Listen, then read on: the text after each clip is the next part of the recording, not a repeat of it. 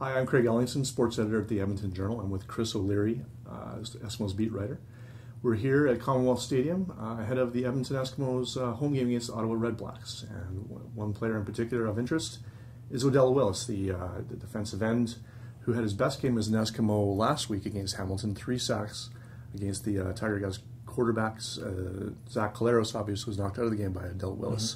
Tell me about Odell's play. It's his best game. I think so. Statistically, yeah. Yeah, I joined the team last year, and a full calendar year later, you're seeing him kind of deliver what he had been advertised as. When you think about Odell Willis, you think back to his days in Winnipeg, the mayor of Swaggerville, the guy who led the league in sacks.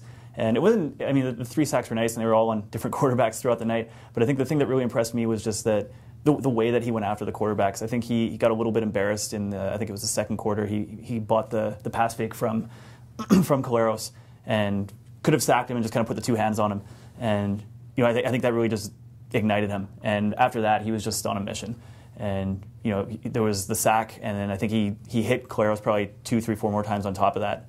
And I think the thing to watch this week will be to see if that was a one-off or if that's the Odell Willis we're going to see this year. If that's the case, he's in position again to have a huge season. It bolsters the Eskimos' defense, and I think it helps Odell's career too. I mean, you look at there's a guy Willie Jefferson who's a rookie they've just brought in, and I know they liked him at the defensive end. And I think there was some pressure on Odell to keep that starting spot. And I think last week he really made an effort to do that. On the Redblacks roster, of interest to Edmonton fans is wide receiver Marcus Henry, who was with the Eskimos at the very beginning of camp, was cut during medicals just before training camp got started. Chris, obviously it was a bit of a surprise as we expected Henry to stick with the roster, but now he's in a new home in Ottawa.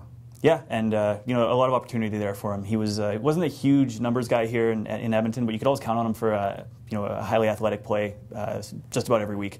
And I think he only had 3 catches for 52 yards in the Redblacks debut a week ago. But coming back here, he'll have a lot of motivation. He's a guy that I think Ed Hervey had mentioned in the offseason when Kerry Koch had signed in Hamilton.